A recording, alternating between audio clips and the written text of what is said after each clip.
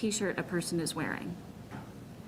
And all this information is collected and collated, which means that detailed profiles can be generated on a person, including their activities and schedule, every single time they pass by one of these cameras.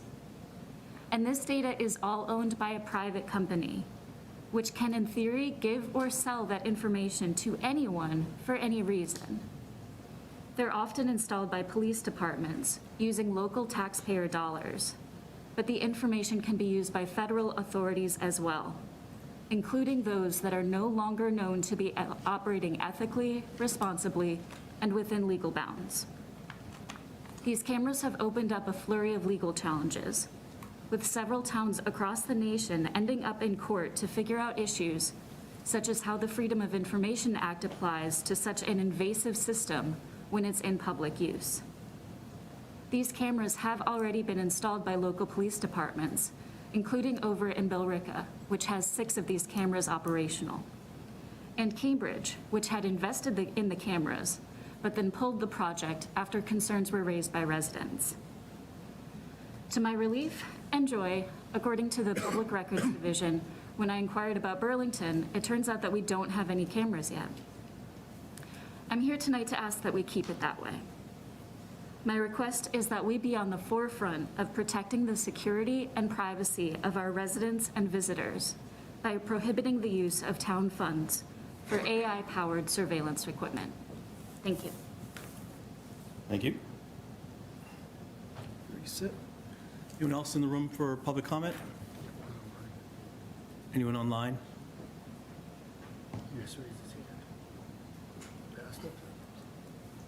Anyone online for public comment? Okay, I guess not. All right, moving on. You have an approval for the Recreation Department. Hello, Brendan.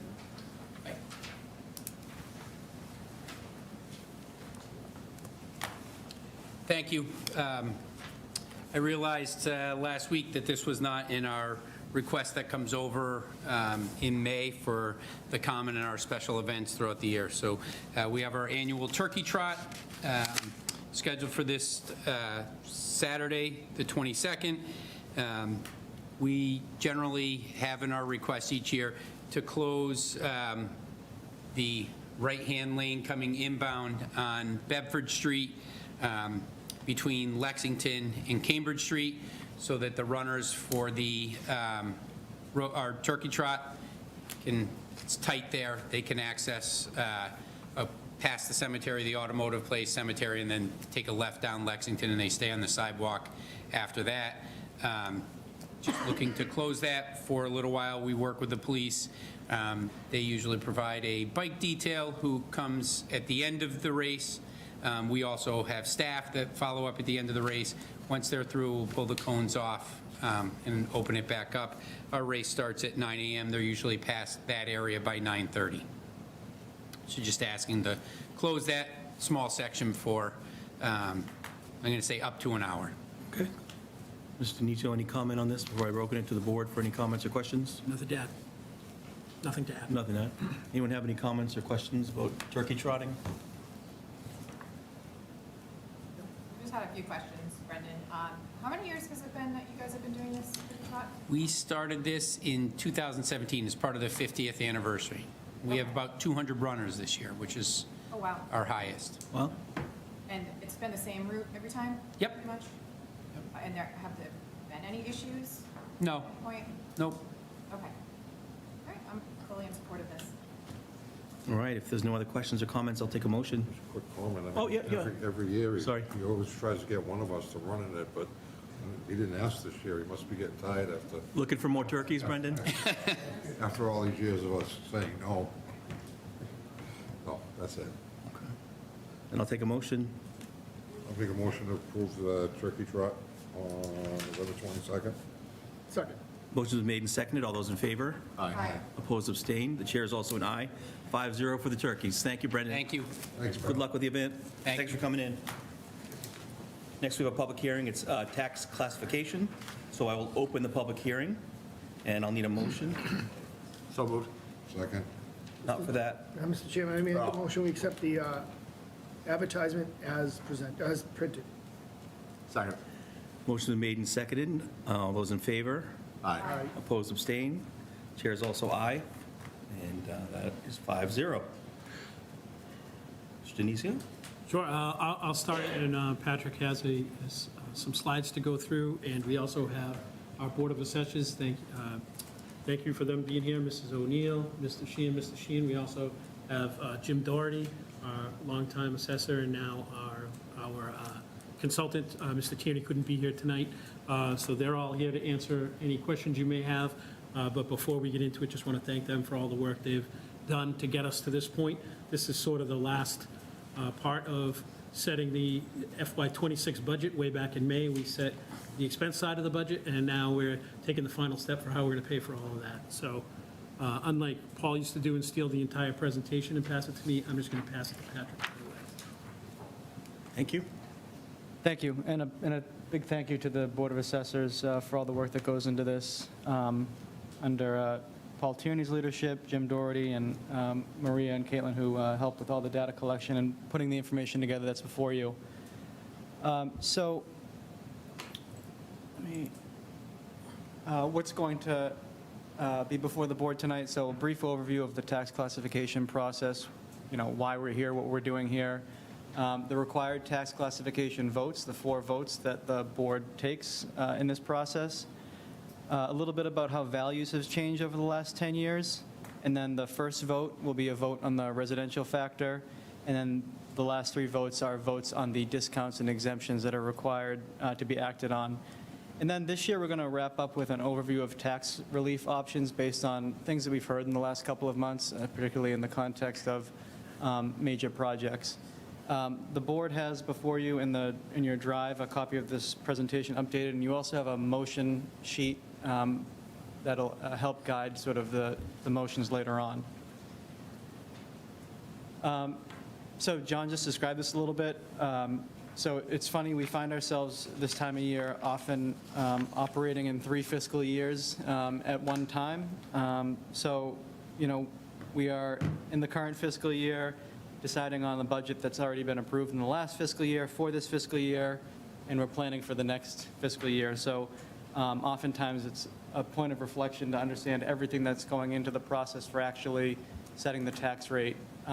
So in town meeting of May 2025, town meeting approved the fiscal 2026 budget. In September and October, new growth and free cash are certified. We have to have this before we move forward with the classification process. It tells us how much was invested in new property or new value over the prior year. And then it brings us to here today to the tax classification hearing where the tax rate is set. And then the next 2 quarterly tax bills can be issued, giving exact amounts rather than the preliminary amounts that were issued for the first 2 quarters. This process is sometimes a little bit of a complex process when municipal finance in itself is complicated, but the tax classification process can sometimes be a little bit confusing. So backing up a little bit, property is classified into the following classes of property. We have residential property, and then we have commercial, industrial, and personal property. Residential property in Burlington is taxed at one rate, and commercial and industrial and personal property are taxed in another. This is known as a split rate. So the tax bills are developed based on the per $1,000 value rate, which allows us to really understand how much each class is bearing as part of the levy, or bearing of the levy, which is what is really being decided this evening.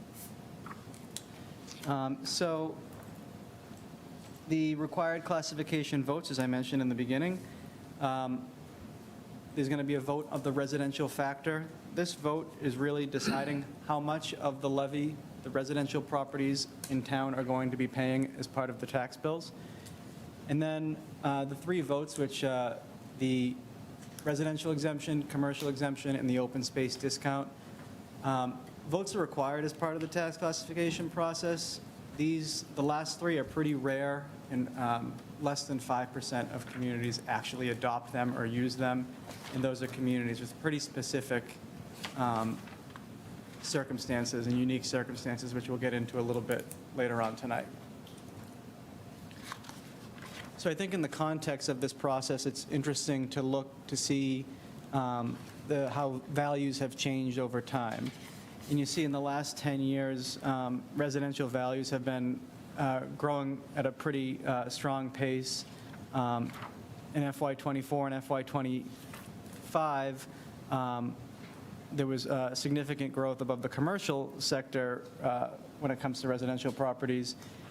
And if you look 10 years ago, I think what this tells us is residential values 10 years ago accounted for 62% of taxable property. Fast forward to FY26, residential values account for 64% of taxable property, so a 2% increase in that levy share, or in that value share, rather.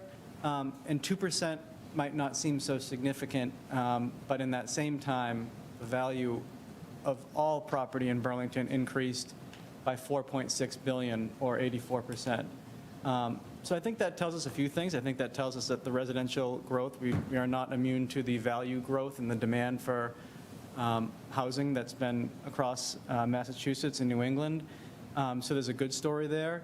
And I think overall, in that last bullet tells us there's been significant value changes in Burlington based on the demand for commercial property, the really high demand for commercial property, and the increasing values across the residential class, which we'll see a little bit more of here in this slide, where there's a few stories being told here.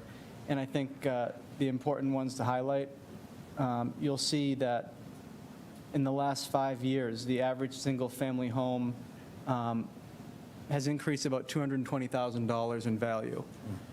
And oftentimes, it's a difficult value to wrap our heads around because we're not realizing that. You know, you're not realizing that perhaps maybe in your net worth of the average value, you don't realize that maybe until you sell your home.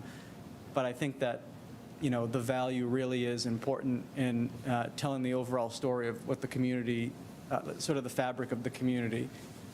And so we've seen that value increase over the last several years, really strong, and from FY20 and beyond, and we've seen it now to the average home value, $820,300.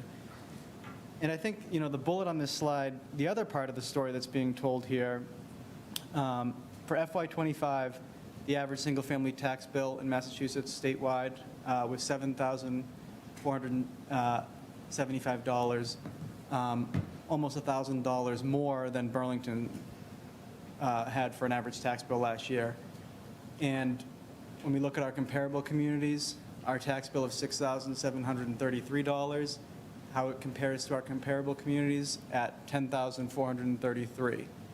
And I think that the story here isn't, hey, taxes are low, no, there's nothing to worry about. I think that the story is we have a very vibrant and healthy commercial sector, and we have a community that has really prioritized the rate of growth in the levy. And so those two things are really important in the context of where our tax bills sit today. We expect they will still be below the average single-family home, or we know that they will be because they'll still be lower than last year's average. So our taxes will still be lower than the statewide average based on the factors before the board tonight.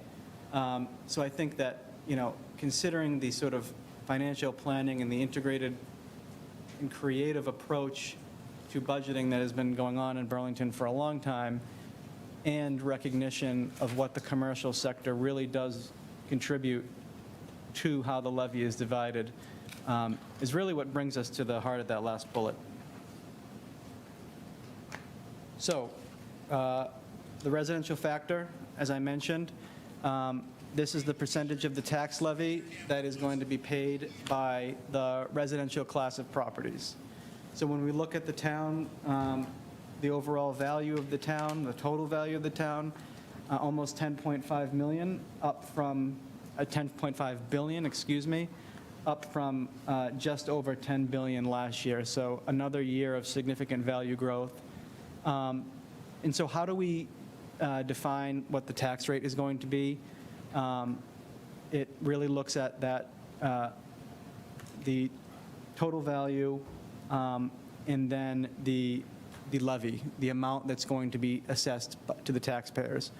And so the estimated amount is $156 million for the levy. We say estimated because based on the rounding of the rate, it shifts it a little bit.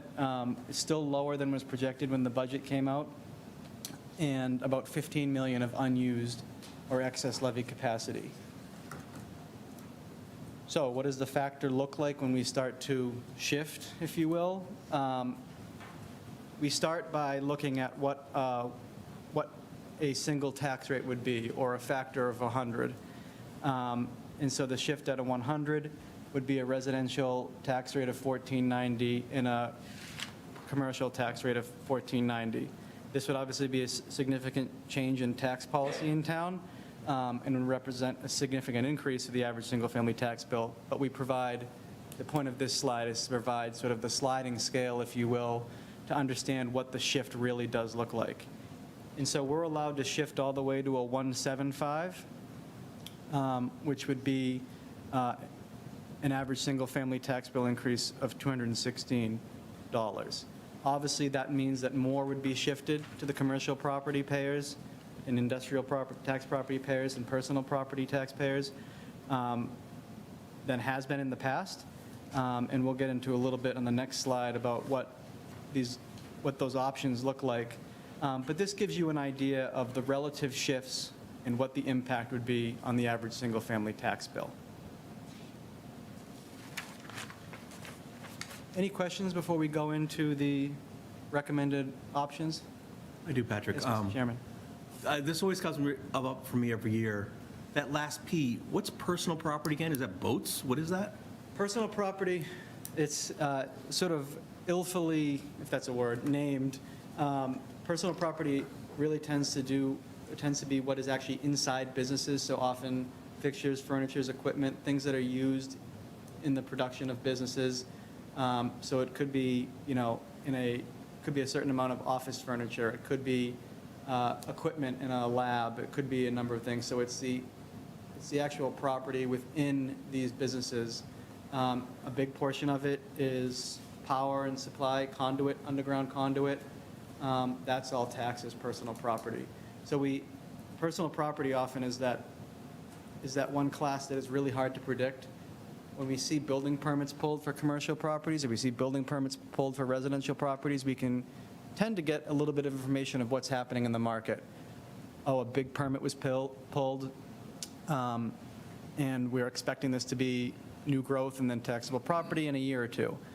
But with personal property, it's really unknown to us that a company might be retooling their shop and adding new lab equipment, or adding, refurbishing equipment that they've had in the past. And it's also difficult because there's depreciation schedules of personal property as well. And oftentimes we have unexpected growth in the personal property class because power company or gas company might come in and might be extending or a new substation, or extending their conduits, or building something that is taxed and adds to the value of town. So it's a little bit of that unpredictable part, but it often comes in at a time where when we see larger personal property growth, we see that impact on the shift, so that residential taxpayers pay a little bit less than expected when we see those spikes in personal property. Thank you. Follow up, Jim? No, I have a question. Thank you, Mr. Chairman. I hope I'm not getting too far ahead, but you mentioned the motions. We'd have to have four motions, one to approve or adopt a residential factor. I don't see anywhere we're adopting a commercial CIP factor. It doesn't show it in the motions. So that's what the residential factor does. So the residential factor decides how much of the taxes will be borne by both residential and commercial taxpayers. That's that factor. So there's a minimum residential factor, which the Board of Assessors decides upon based on guidelines from the state. That's the most you can shift.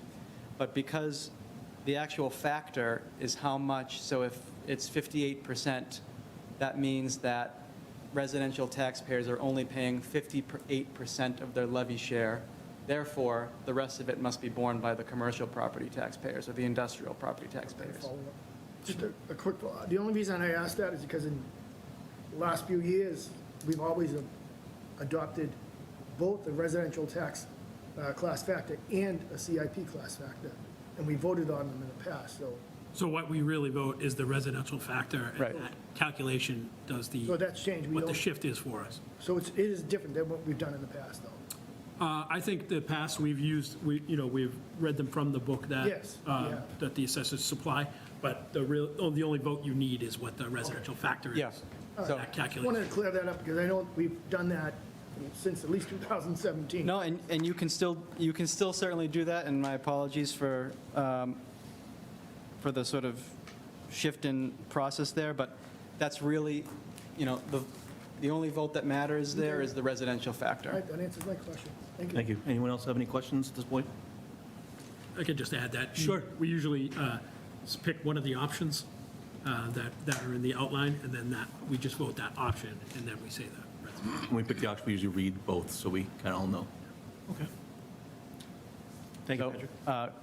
perfect time to talk about what the options the Board of Assessors has supplied in both of the, this is on the screen and it's also in your materials in front of you. So we'll walk through the options. Option A, this is based on a 173 shift, which is the closest shift to last year's shift, so maintaining as close as possible based on the options to the same shift as last year would be option A, and it would represent an average single-family tax bill increase of $355. Option B is just slightly lower than last year, than the shift that was applied last year. So if you'd like to explore an option that would be less than the prior year in terms of what is being shifted to the CIP, that would be option B. One of the things that we often look at in this process is what is the most uniform levy share increase? So the finding that sort of uniform increase when it comes to the levy shares between the classes of property, that would be option C. And that would represent an increase of $405 to the average single-family tax bill. Another option that is always presented to the board is what would an option look like that would provide a CIP share that is lower than last year? So, lowering the amount that is being borne by the commercial taxpayers from a shift perspective. That would be option D, and that would be an average single-family tax bill of $412. And the last two options are really sort of illustrative options for the board to look at to understand the context of the other options. And E would be the max shift, so a 175, which would be a $216 increase to the average single-family tax bill. And then the single rate, which would be, as discussed earlier in the presentation, a single rate for commercial taxpayers and residential taxpayers. And so I think that it's not necessarily recommended to go to the max shift because it sort of takes out some of the levers that the board may have in the future when shifting. It's a lot, to mitigate residential tax increases, it makes it a lot more challenging in the future when you're at that 175. There may be a time that we get there. Most communities that have the split rate are at that full shift, but I think that it's important to sort of take a measured approach to this, as the board has done in the last several years, measured insofar as mitigating taxpayer impact to both residential taxpayers and the commercial taxpayers by sort of getting there incrementally. Mr. Chairman, if I may just add one thing. Option F is the answer to the question that folks, and we like to point out every year, is what do we get? What's the benefit of having all the, such a vibrant commercial sector that we have in town? Well, that points it out to you. For the average single-family home, it's almost $5,500. So we always like to just kind of point that one out. Okay, I'll open up anything. I think you saw it. You finished? So I have more slides, but if the board wants to take this opportunity to vote on the residential factor now, or have a discussion on the residential factor before moving on to the exemptions and the discounts, or we can take them all at once, whatever you think. Anyone have any preference? We usually just vote on it all at once. We'll do it all at once. Great. So the discounts and the exemptions that we talked a little bit about at the beginning. So the residential exemption, this is actually almost a shift within a class. So what would happen here is that it reduces the taxable valuation of certain properties and shifts it to higher value properties. This is typically used for communities that have a high rental market or not a high owner-occupied housing stock. So we see this in Boston, we see this in Cambridge, we see this in places like Tisbury or Nantucket that adopt these things to basically reduce the taxable valuations of the principal properties that shifts the residential tax burden from those lower value properties to the owner-occupied homes. And I listed some of the communities that, this is from the assessor's office, that currently provide this, but it's not recommended by the team for Burlington because of the high amount of owner-occupied homes that we have here, as well as sort of the regressive approach that this would be, because this would ultimately shift a lot of the burden to people in apartments and people in those types of housing situations. The next is the commercial exemption. So this is the exemption that provides a 10% property exemption for commercial properties with $1 million or less value and an average of 10 employees. Again, this is a rarely used exemption, mostly because it's going to create sort of a shift within an individual class. And we looked into how many properties actually may qualify for this. And there was only a handful of properties that had a valuation of $1 million or less that would even maybe have 10 employees working there, but it would be quite a stretch. So this would sort of create some challenges within the commercial tax paying rate as we want to attract a diverse amount of businesses, small businesses, large businesses. This would ultimately shift to those large value businesses. I think 14 or 15 communities adopt this, and it's not recommended for Burlington. Then the open space discount, this is an easy one. We don't have any parcels in town, so a vote is required on this, but there would be no impact. And so finally, just to talk a little bit about some tax relief options. This was a question we got a lot as folks considered the impacts of projects and the impacts of tax increases.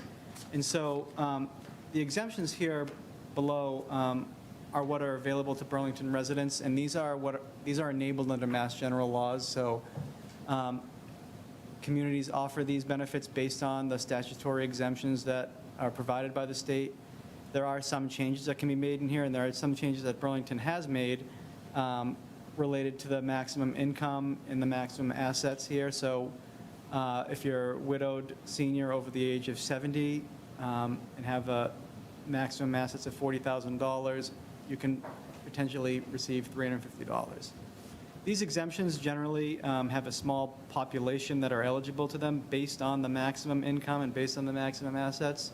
So as a community, if we decide we want to explore addressing some of these, whether it's the senior exemptions under Mass General Law 41C, if it's the veteran exemptions, or even the tax deferral, which might be more popular if we adjust the income limits for these,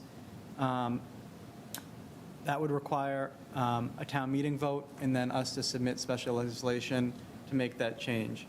I think that those are discussions worth having as a community, since that the income, particularly in the assets, have not really kept up with what income is generally in 2025.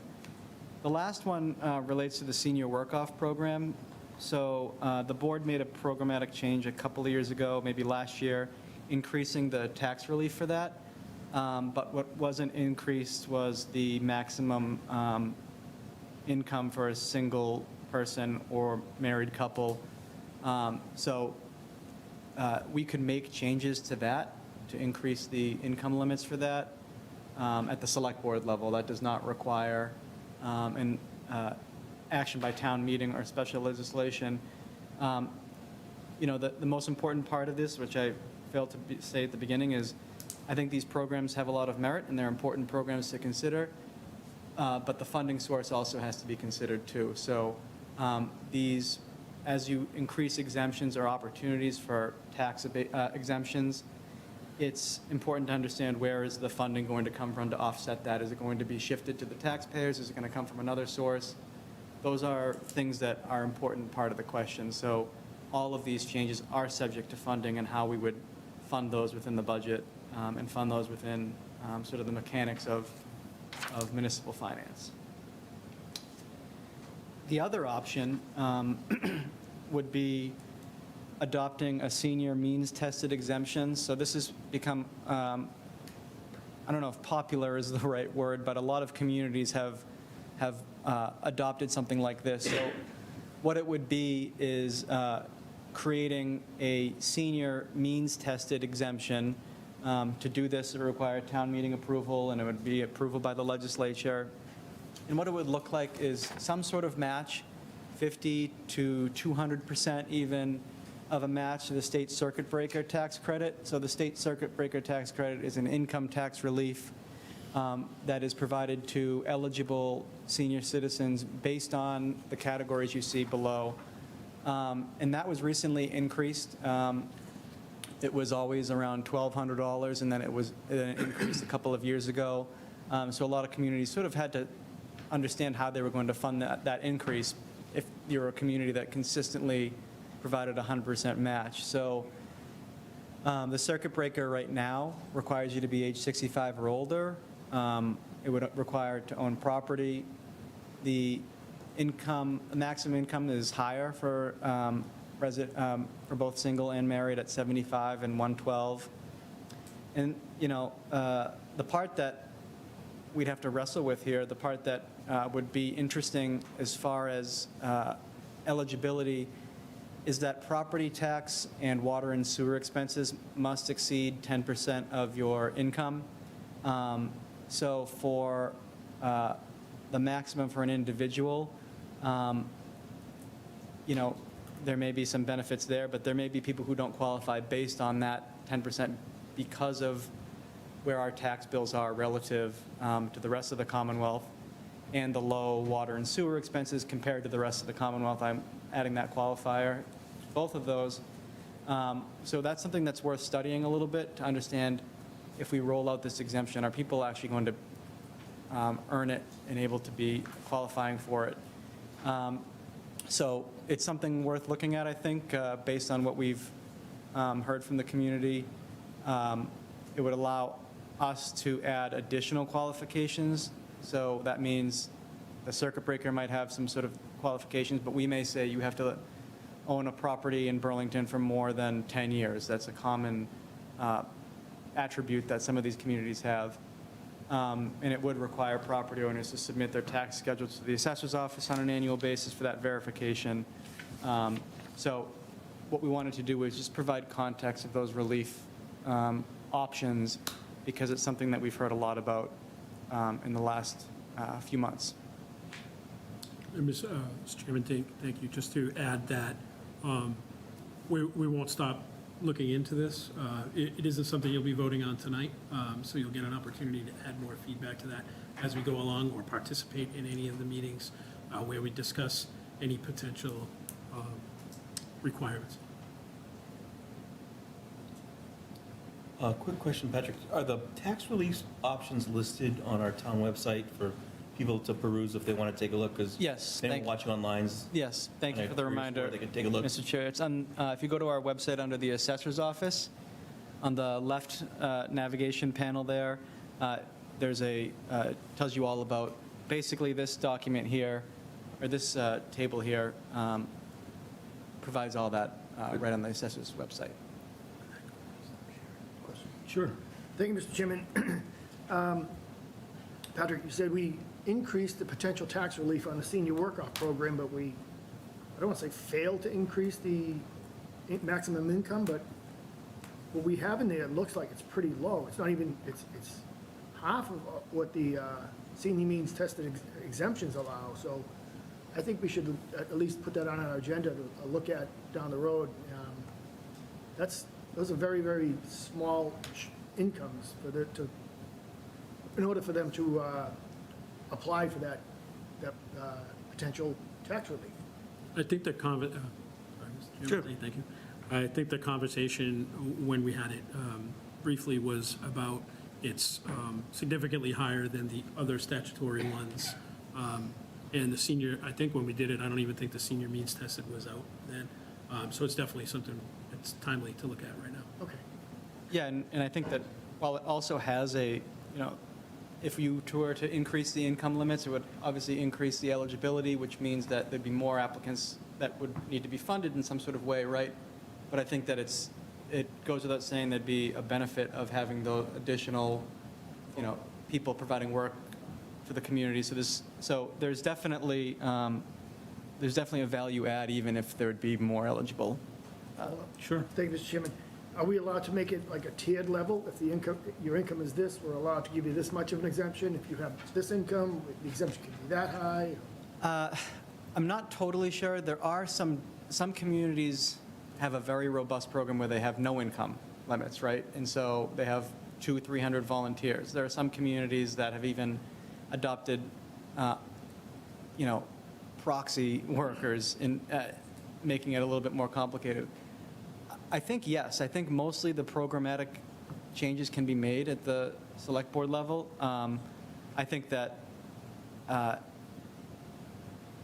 when you're thinking about what are the barriers to getting people the tax relief and what are the barriers to bring them in, I think that we should think about that as well, because then there becomes income verification at all certain levels that we should think about. But I think that you can make those. I'm not 100% sure, but there's a lot more leniency when it comes to the local level as far as the work-off programs.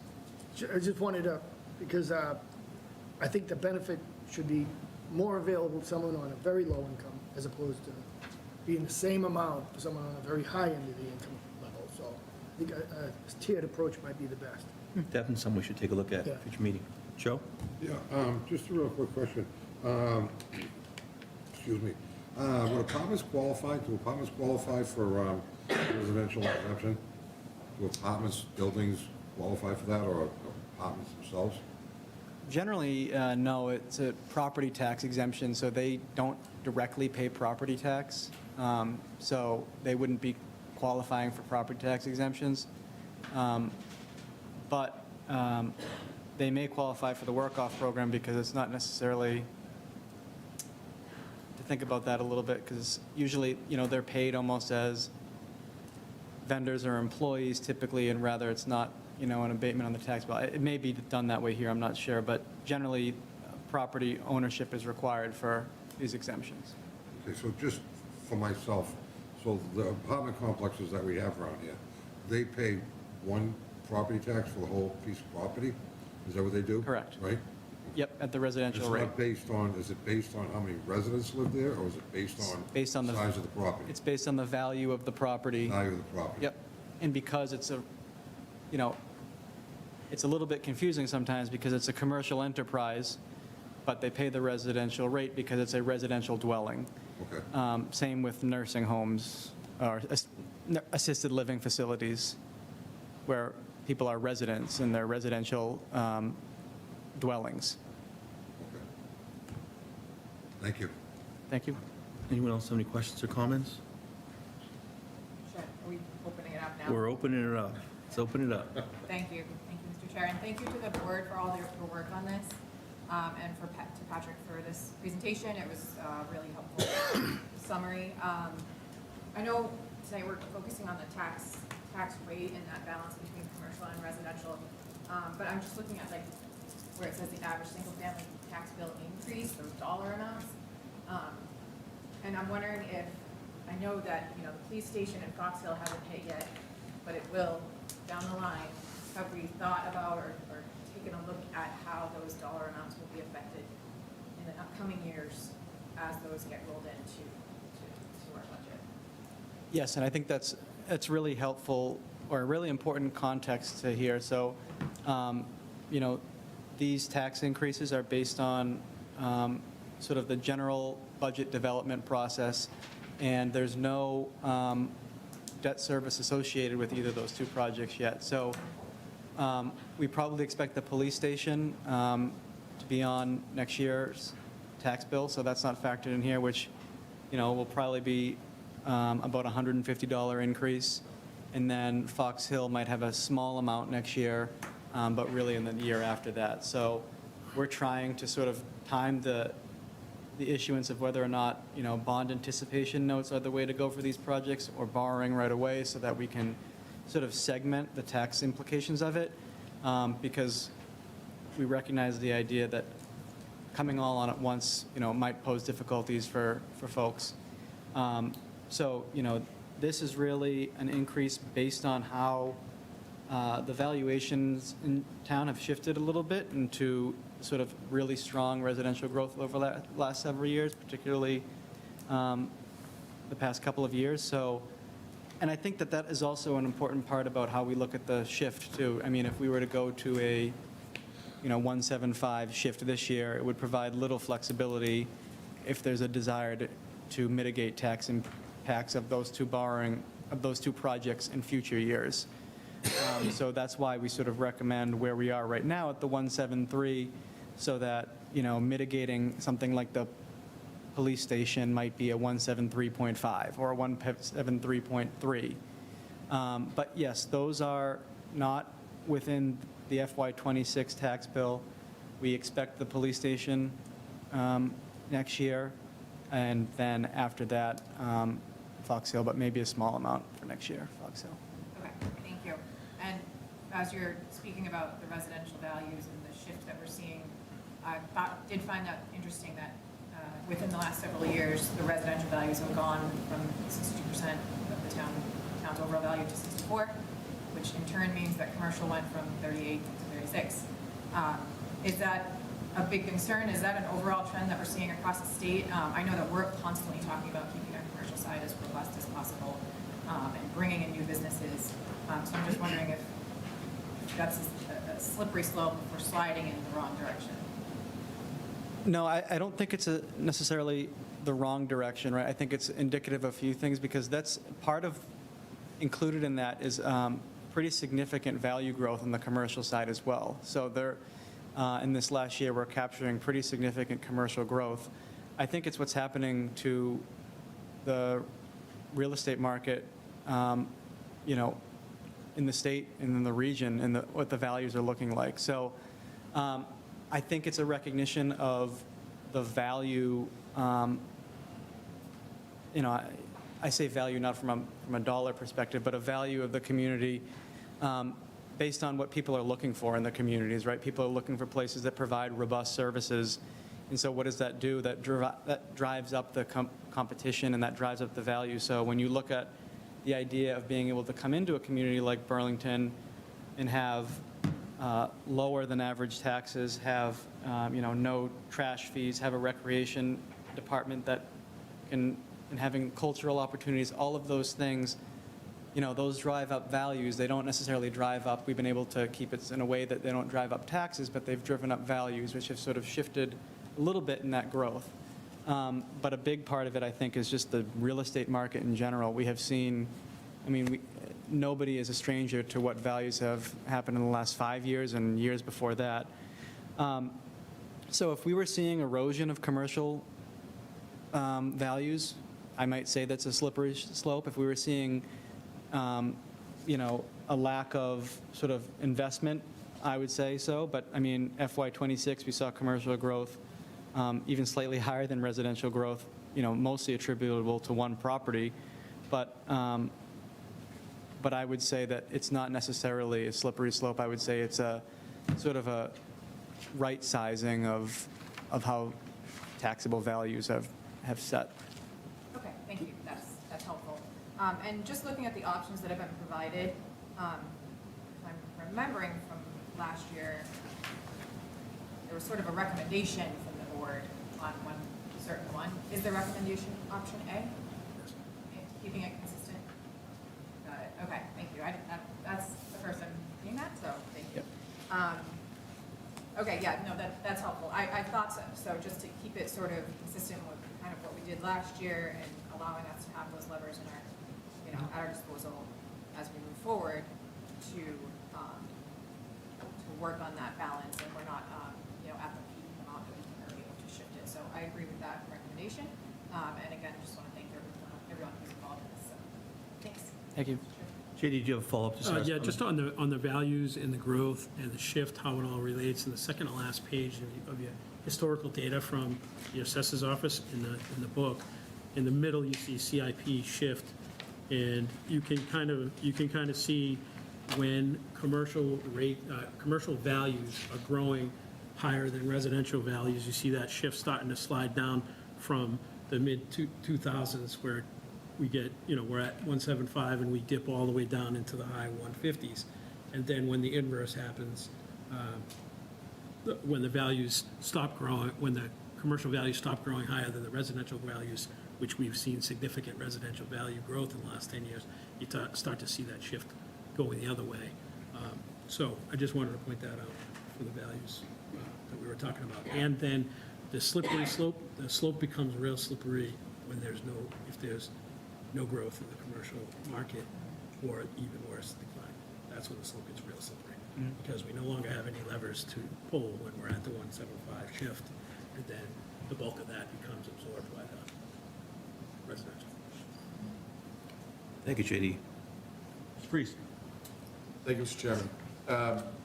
Yeah, I mean, obviously, thanks go out to everyone for all the hard work. Every year, I'll always thank you guys for everything that you do, truly. Even with the numbers in front of us, if there's one thing the special election on Saturday showed us, is that despite how well we're trending commercially, residents are scared, right? People are not feeling fiscally safe, and they're not prepared to spend money in a big way as a community, right? And that's different than going out to eat on a Saturday night, right? It's different than spending $200 as a family to go grab pizza or something. And I think that we need to recognize that. And I really appreciate, all of the, exemptions and, possible alternatives to try and help people. For the last 6 years I've sat behind this desk, I've often felt hamstrung by kind of the product of which we've become by having a strong commercial base and seeing property values increase year after year. And we continue to see that, right? There are houses in my neighborhood going up that are now $2.3 million for sale. They'll sit and they might drop a little bit, but they will sell. Somebody will buy them. Maybe it's, an older couple from Lexington looking to save on taxes. Maybe it's, a couple of executives with, little to no kids. Who knows? What we're not seeing are huge families buying these places, right? And what we're losing are starter homes. And I think that is not a thing that we can fix, at least not easily. We've waned and we've woed about it, for years now, about the problems that we can get ourselves into by trying to fix those kinds of things, or at least make it more, achievable for people to survive in Burlington. But I heard a lot, heading into the election, right? People who were heading into retirement or who were newly retired saying, I cannot afford this. You will price me out of this community. And fun fact, if someone has to leave Burlington, they're not moving next door to Billerica, because Billerica and surrounding communities have seen a massive growth, in the last 5-6 years as well. So where are they moving to, right? We're forcing people to move further and further away, from the community that they've given so much to and lived in for, most, if not their entire lives. I say all this because I feel like it's real easy just to look at the numbers and go, well, that one makes sense, right? That one's not going to hurt us as much this year, right? You know, so for folks that are watching this, I think it's important to understand, if you haven't gotten it by now, we are doing this to rectify town meeting's decision on the operating budget that was presented to them in May, right? And that is how we get to all these calculations. It's how, you know, along with the information from the assessor's office, you know, everything is calculated out. So I guess like my big picture ask, because I'll support A, right? Like that's a no-brainer from a residential standpoint. You know, but as a select board, in conjunction with anybody and everybody, including town meeting, right? Like, I think we need to be prepared to be more proactive in how we pay for things. Meaning, maybe it's time we do hire a grant writer, or look at bringing on grant writers, you know, contract, right? And trying to identify dollars that are out there that we can take advantage of, right? You know, tightening our belt where we can, which is hard because 86% of our budget is people, right? And so it's like, oh, great, we cut, you know, a line for bubbler water, or we cut a line for extra reams of paper. It's not going to do anything, right? So it feels tight there. You know, but asking the finance committees, right? Be more critical of what's coming before us over the next 5-10 years. You know, how can we space these things out? Are they must-haves, right? Like, what I'm seeing in front of me and what I'm hearing from residents and from, you know, people in commercial spaces is that, yes, we're right-sizing, but things aren't going to turn around and go back to what they were in the early 2000s, right? Like, we're not going to see that. That time has gone, at least for the time being, you know, and we need to be prepared to adjust the dollars to match, you know? I don't want to cut services. Say it right now. I don't. But I don't want to be put in a position where we have to, because we've managed to put ourselves in an odd financial position, because the market shifts in a weird way. Now, I give a lot of credit to everyone in this room and everyone who works for everyone in this room, that so far we've been very lucky because of the talent to avoid, you know, any missteps. But I think it's real easy to look at an option, pick an option, and so I feel the need to say these things in an effort to at least put the voice in the room and hope to have further conversations that lead us to better outcomes, that lead us to, you know, maybe more unique outcomes, right? I think one thing that Burlington has been absolutely stellar in historically is being the first to a lot of great things, right? And it's because we have a lot of smart people in this town who think and then say those words out loud to other people, and then we have conversations that lead to smart decision making, you know? And I don't want us to find ourselves where we sit back and go, everything is okay, and it will work itself out. What is it, right? It's the thing run by the people. So I want us to be cautious and just be thoughtful and continue to have the hard conversations. So I'm with Sarah and the board. I would support option A, knowing that at this moment in time, you know, residents could use, you know, I guess not us squeezing every dollar from them, you know, while we figure out what the next steps are. Thank you, Mr. Chair. Thank you, Nick. Where are you guys going for pizza, by the way? $200.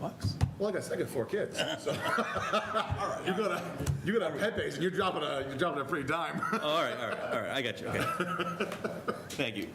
Nick stole a lot of my thunder with what we saw this Saturday, and if you weren't paying attention, you know darn well now that people out there are nervous. They're nervous about taxes, and they're nervous about inflation, and they're nervous about what's going on down in DC, and they're nervous about retirement and their kids, and we got that message loud and clear. And I think as a board, we have to be more cognizant of what we're spending as a town.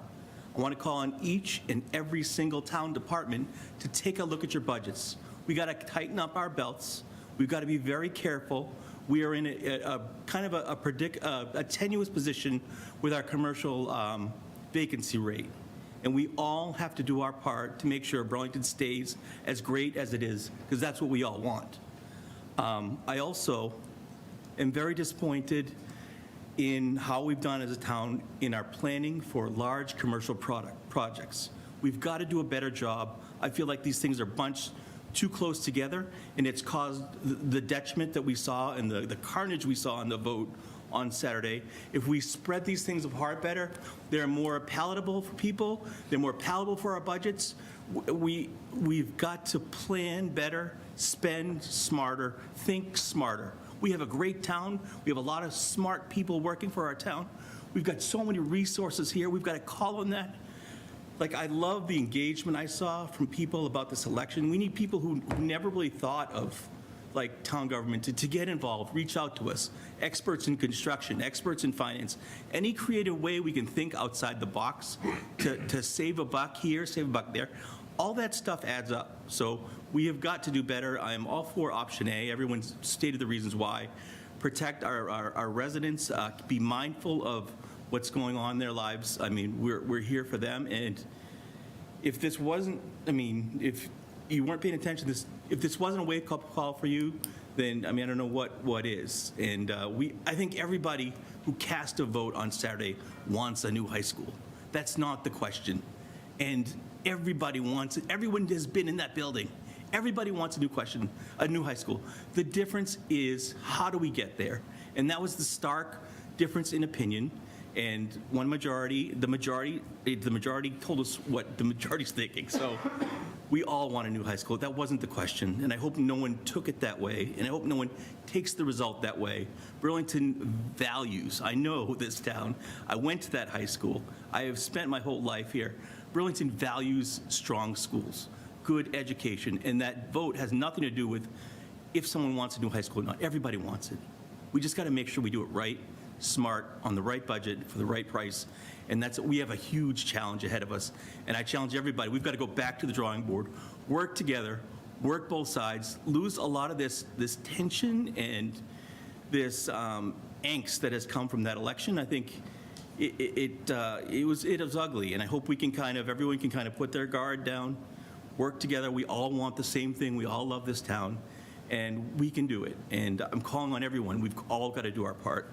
Lastly, I see Laura here, and that slide about the tax relief options, I would love to see if you start doing like blasts to the town or something on social media. Like if I was at work, I'd say, can we throw that in constant contact? Like something like that. I mean, that is something that would really raise some eyebrows, help people ask about all the time. I think that's the number one question we all got when all of this stuff with the high school is going on. What are the options for seniors? What are our tax release options? And a lot of people don't know where that is, but if we can make it a point to push that out, that'd be great. So, sorry, I'll get off my soapbox. This is a public hearing. Is there anyone here for public comment that wants to add anything? And I also want to thank all of you for your hard work. I didn't, but I thank you. Anyone here for public comment or anyone online? If not, I'll take a motion. Close it. Chairman, make motion to close the public hearing? Second. Motion is made and seconded. All those in favor? Aye. Opposed, abstained, chair is also an aye. Public hearing is closed. One more call for questions or concerns before we take a vote and motion. All right, I'll take a motion. Motion one. Yep, I'll make a motion to adopt a residential factor of 58.3195% as presented in option A for fiscal year 2026. Second. Motion made and seconded. All those in favor? Aye. Opposed, abstained, chair is also an aye. That's 5-0. Take another motion. Make a motion to not adopt a residential exemption for fiscal year 2026. Second. Motion is made and seconded. All those in favor? Aye. Opposed, abstained, chair is an aye. That's 5-0. Make a motion to not adopt a commercial exemption for fiscal year 2026. Second. Motion is made and seconded. All those in favor? Aye. Opposed, abstained, chair is also an aye. That's 5-0. And I make a motion to not adopt the open space discount for fiscal year 2026. Before I second that, quick question. Yes, sir. I meant to ask this while you were presenting. Does the landlocked parcel not count as that? Is that not defined as open space? Oh, what? The landlocked parcel?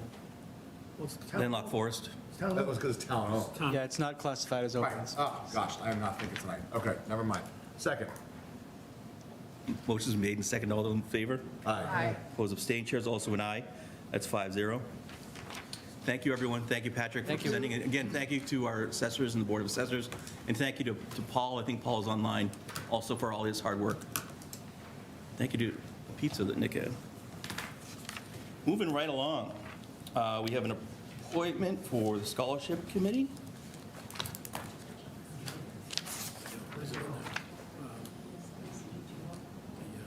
Shared drive? Stand by. Yeah, grab it. Mr. Chairman, I think it was, the list was shared with the board on, Lynn is going to go get it just in case we don't have it. But this was a call to action for the Scholarship Committee that we didn't have, we only had one member of. There was quite a few people that responded. I think maybe over 30 people responded. There was a couple of public sessions that the folks could go and hear more about it from Kendra, and Lynn was at a few of them. And there were people that expressed their interest, and what we were going to do with our first pass was appoint the folks. There were 5 people that said they could do 2 years or beyond for multiple years. So what we wanted to do was appoint those 5 folks, have them come meet with Kendra, have that group decide if they need more, and we have a list of willing participants who we're also trying to convince or find out what else they're willing to help with. But that was what we had in front of us tonight. If you don't have the list, I can pass it over. I saw the list, yeah, we have the list. Yeah. Yeah. I do want to thank everyone who did throw their name into the ring for that. We did have like around 30 people respond, so that's great. Keep those cards and letters coming, because we need help on all types of committees. So does anyone have any questions or issues with anyone on that list? Nick? No issues, just one question. I know, JD, you said you're going to put them on for 2 years or multiple years, but like, do we think it'd be wise, or it would behoove us to like stagger each of them, right? Because that's what we ran into the last couple of times. We appointed them all for like a 2 or 3 year term. They were like, we're done, thanks so much, bye-bye. And we're like, oh, no. So like, how are we handling that? So there will be 2 appointed for 3 years, 2 will be appointed for 2 years, and 1 is being appointed for 1 year. And then we will revisit it with Kendra, deciding if she's going to continue on or if she's stepping down next year when her term expires, and we'll go from there. Perfect. Love it. If we get to the point where we're adding some more folk, after they get together and decide, oh, wait a minute, we want some more bodies, then we can identify who's in every one of those slots. And Kendra's good with staying on? I know there was a question. She's good until her term expires in 26. Perfect. Yeah. Any other questions or? Sorry, just to follow up to that. Her term expires June 26, end of 26? How does that work? It's June 30th. June 30, 26. Okay, so she's Gonna at least work good with till these June. guys to get everyone, she's got a whole book, she's gonna pass the torch if necessary, she may stay on. Okay. Any other questions or comments? I'll take a motion. I make a motion, we approve the 5 names that were presented to us to appoint to the Scholarship Committee. Second. Motion's made and seconded. All those in favor? Aye. Opposed, abstained, chair is also an aye. That's 5-0. Thank you, everyone. Next, we're going to approve some meeting dates for next year. Mr. Chairman, we did our best to, this year we had a couple of hiccups where we had meetings scheduled for right before the warrants were due. So particularly in August and December, when we have the warrants due for January and September, we only have 1 meeting in August and 1 in December. So we think this covers us, that we don't have meetings on any holidays, and that we are meeting after the warrant will be due, so that we won't have to ask you to change your meeting date like we are for our next meeting. Okay, any questions or issues with the meeting dates? I was trying to look at that. I couldn't find the town meeting dates for next year on the website anywhere. Are those available? Yep. Okay, so Yeah, so there those are no at this They point. are. Okay. They are, Send you the link. I was gonna say, January 26th. May, I don't believe it falls on either one of those, and then September 28th. Okay. So it's 2 of the dates here. It's more our warrant that we run into an issue. Right. And when we're meeting regularly during the, from January to the summer, we don't have to worry Right. about it, because we're going to have a meeting in a couple weeks if we miss it. But just in August, we only have 1 meeting, in December, we only have 1 meeting. All right, no other questions, I'll take a motion.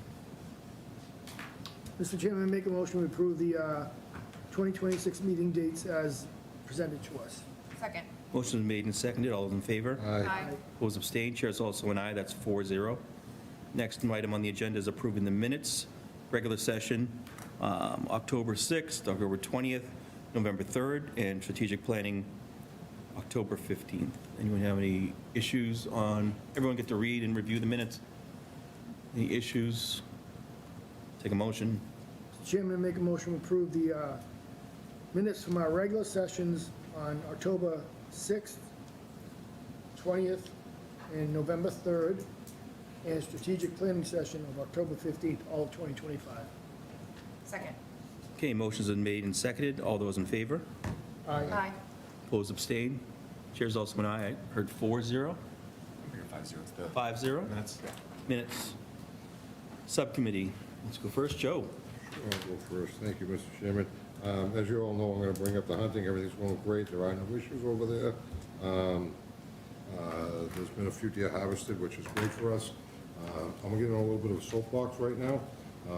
Nick and Mike had already put on it, but I'm going to go a little bit different angle. I thought it was absolutely horrifying, disgusting to see what I saw on Facebook, talking about people and the way they voted.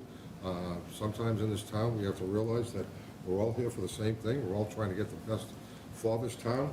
What I saw and what I heard, and being outside in the public as much as we all are, the stuff that I heard about other people and the way they voted and how they voted, I didn't really care how they voted.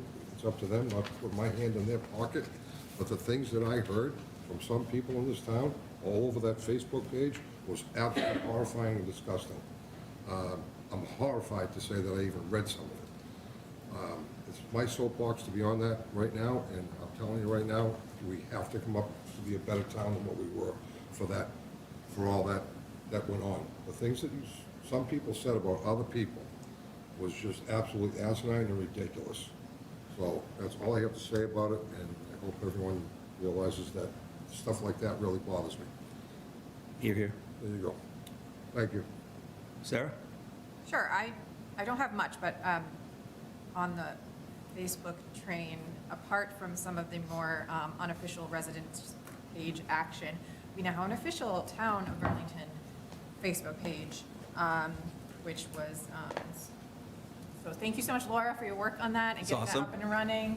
It's been a lot of engagement and activity on there, very positive place to see, and glad to see that up and running.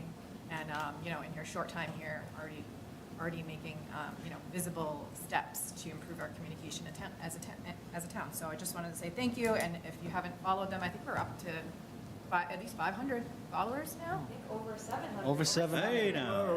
700, wow. So yeah, check that out. The communication has been great, with some really helpful information already being shared on there. So just encourage everyone to follow the official Town of Burlington Facebook page. That's all. Thank you. Thank you, Sarah. No subcommittee, so to speak, but with Laura here, I know you're off to a fast start.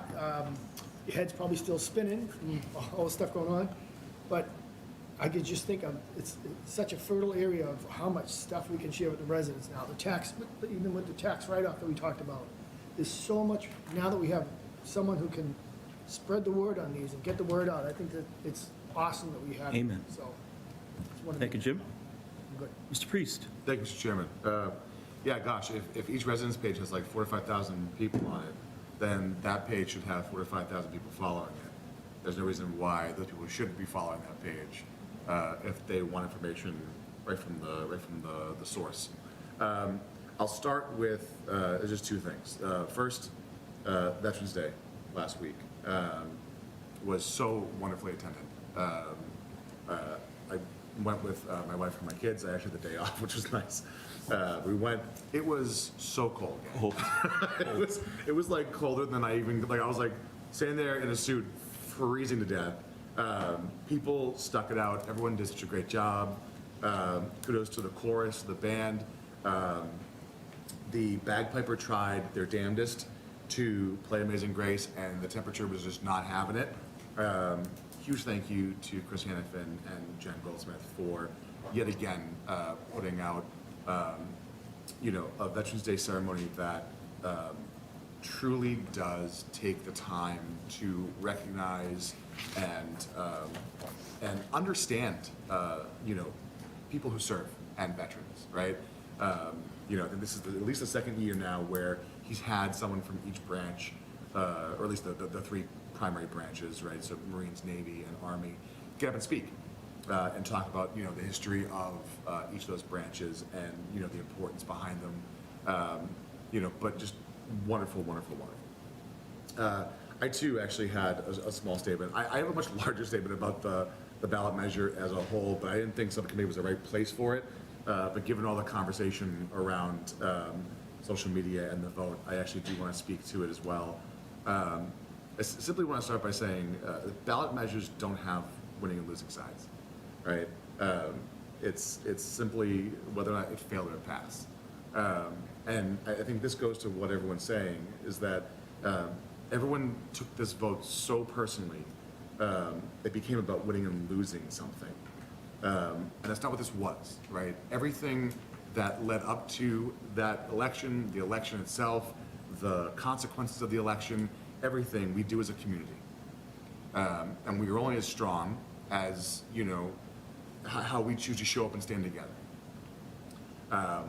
In moments like this, I think it's important to remember that how we speak to each other matters just as much as what we're speaking about. Of course, disagreement is healthy, but like Joe said, disrespect is not. The frustrations surrounding this vote cannot become fuel for attacking neighbors, questioning motives, or assuming the worst about people who simply saw the issue differently. And I want to say this as clearly as I possibly can. Social media is not a substitute for civic engagement. It never will be. Social media is not a replacement for community. I'll go so far as to say. It clearly rewards outrage, oversimplifies complex issues, and too often turns neighbors into opponents. We are so much better than that. Period. We need to bring our conversations back to rooms where we can look each other in the eye, hear each other fully, and remember that we're all on the same team, even when we don't agree on every step forward. It's really that simple. We need to be coming together as a community now more than ever.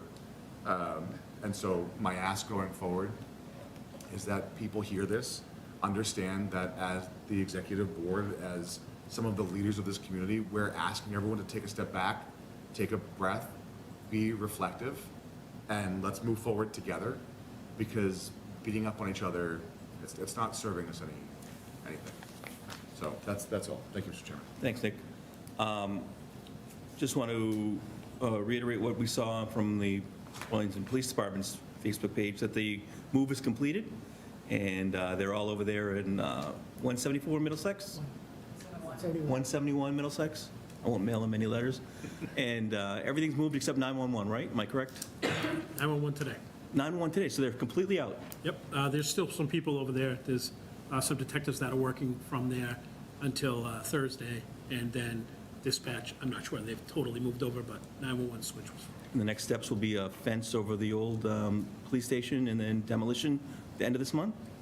Hopefully, we have a kickoff meeting December 4th with the contractor. Okay.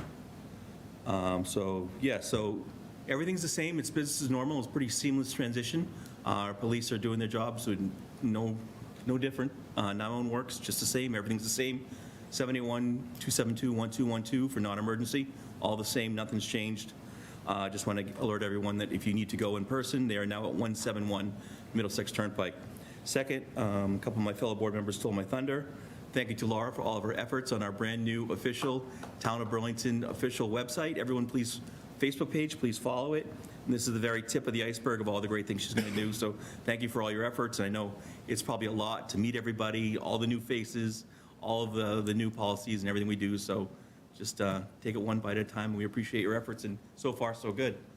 And lastly, I sent them all an email, but I want to publicly thank each and every member of the Burlington High School Building Committee for all of their efforts over the past 2 years.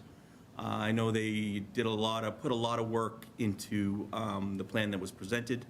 I know that they're probably very discouraged and unhappy, but I hope that they don't think their time was wasted. They did a great service to our community, trying to improve the lives of our students and teachers and improve our school districts. And this is only the tip of the iceberg we've learned. We're going to keep going. But I did want to thank them for the time that they did put in on the last 2 years. So that did not go unnoticed. Town Administrator's report? Just a couple quick ones. I think most of them have been covered. If anybody's driven by the Common, you've seen that the work has begun on the Town Common sign. So hopefully more to come to that at the next meeting. They've already, you'll be able to see that they've already started. The social media that we're talking about with Laura Hare, that's just the first step. Keep an eye out for what's coming next. A lot of good things, more different platforms and some new ads, including some newsletters and things like that. You may even see Patrick and I in a TikTok, who knows? Oh, Careful, gents. Mr. Janino. Going to be moving the meeting. It was, everybody had responded that they were okay with moving the meeting from the 8th to the 15th. December, yeah. So we'll get that publicized and get that out there. And then finally, we won't talk to anybody before, so happy Thanksgiving to everybody and all those thousands of people watching. Great. All right. Take a motion. Motion to adjourn. Second. Motion made and seconded. All those in favor? Aye. Opposed, abstain. 5-0, we're adjourned.